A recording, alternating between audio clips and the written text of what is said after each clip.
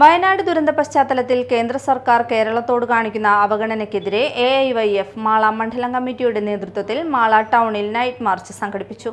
KA Akhilesh ഉദ്ഘാടനം ചെയ്തു.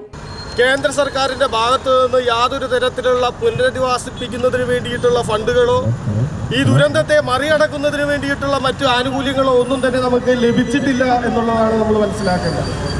അതുമാത്രമല്ല, ഈ ഒരു സമരത്തിൽ നമ്മൾ ഉയർത്തിപ്പിടിക്കുന്ന മുദ്രാവാക്യം BJPക്ക് വേണ്ടി എല്ലാ സഹായവും, എല്ലാ തരത്തിലുള്ള സാമ്പത്തിക സഹായവും നൽകുന്ന ഗൗതം അദാനി എന്ന് പറയുന്ന ഒരു കാട്ടുകള്ളനെ സംരക്ഷിക്കുന്നതിന് വേണ്ടിയിട്ട് പാർലമെന്റിൽ പോലും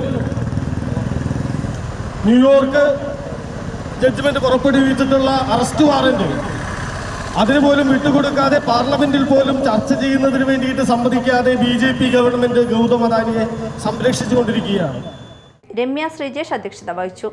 MK Babu, VS Gopalakrishnan, PS Abhilash, PS Saneesh Kumar, Abhilash Mohan, Libin Plakkal, advocate Sachin Dev, Prince Kachappilly, MS Aswathy, KS Athul, Shindo Edattukaran, KG Nithin, Hiran Haridas, Suresh എന്നിവർ പ്രകടനത്തിന് നേതൃത്വം നൽകി.